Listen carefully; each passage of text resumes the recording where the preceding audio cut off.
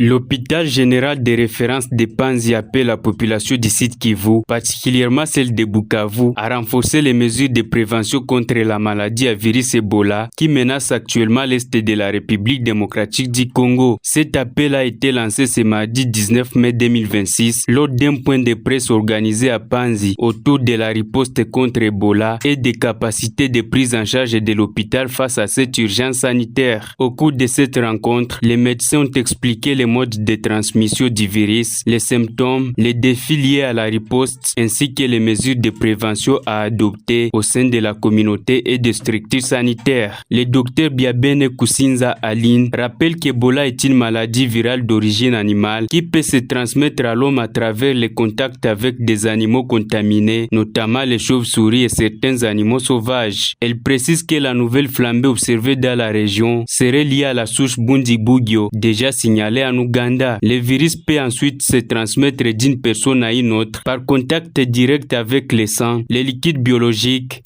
ou encore des rites funéraires. La période où vous étiez en contact avec soit quelqu'un qui est malade ou soit les animaux qui sont malades et l'apparition du premier signe. Et ça prend environ 2 à 21 jours avant qu'il y ait des manifestations. Et les premières manifestations, la personne va présenter ce qu'on appelle un syndrome pseudo-grippal. Donc, comme si vous faisiez la grippe habituellement, vous avez la fièvre, vous avez des douleurs musculaires, vous avez la fatigue intense, la personne va être fatiguée. Et là, après, il y aura des douleurs musculaires, comme on l'a dit. Il n'aura pas la capacité de marcher, par exemple, il sera très, très fatigué.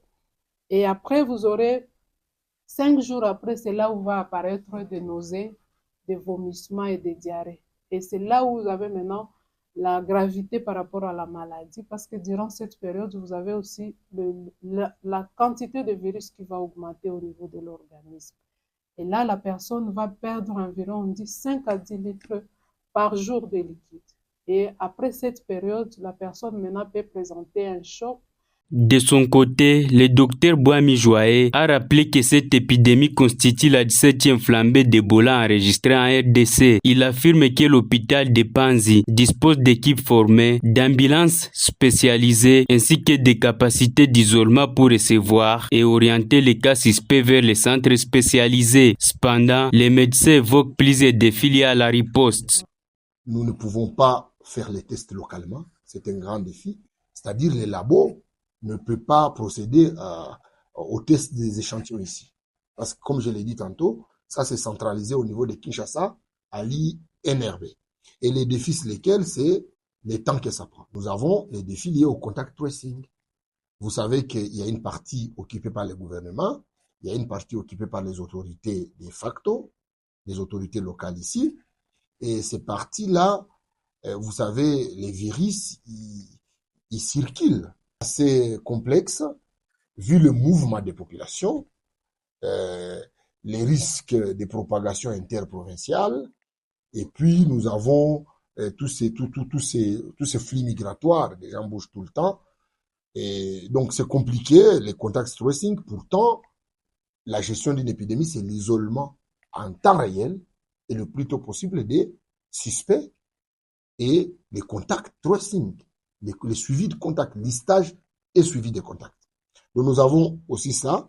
Nous avons aussi un contexte très complexe, le contexte financier. Pour sa part, le docteur interniste Parvin Bassimage Bissimwa souligne que l'hôpital de Panzi dispose des capacités nécessaires pour former le personnel de santé dans le cadre de la riposte, particulièrement sur les mesures de prévention. Elle insiste également sur la sensibilisation de la population au lavage régulier des mains avec de l'eau propre et du savon au niveau communautaire. Pour les personnes ayant accès au gel hydroalcoolique, elle recommande également son utilisation. Lorsqu'il y a un cas qui présente ces symptômes-là, il faut les signaler parce qu'on va procéder à l'isolement direct des cas. Deuxième axe, c'est la prévention au niveau hospitalier. Parce qu'au niveau communautaire, s'il y a une méfiance au niveau communautaire, et donc, en tout cas, toute la stratégie qu'on va prendre au niveau épidémiologique, ça ne va pas marcher. S'il n'y a pas l'adhérence au niveau de la communauté, toute la stratégie ne va pas marcher parce que les malades sont chez nous. les malades sont dans la communauté. Et donc, vraiment, il faut insister sur ces points-là, cette prévention au niveau de la communauté par rapport au lavage des mains, par rapport donc amener les patients à l'hôpital, n'est-ce pas, pour que on puisse se dire non, c'est pas ça, c'est l'autre.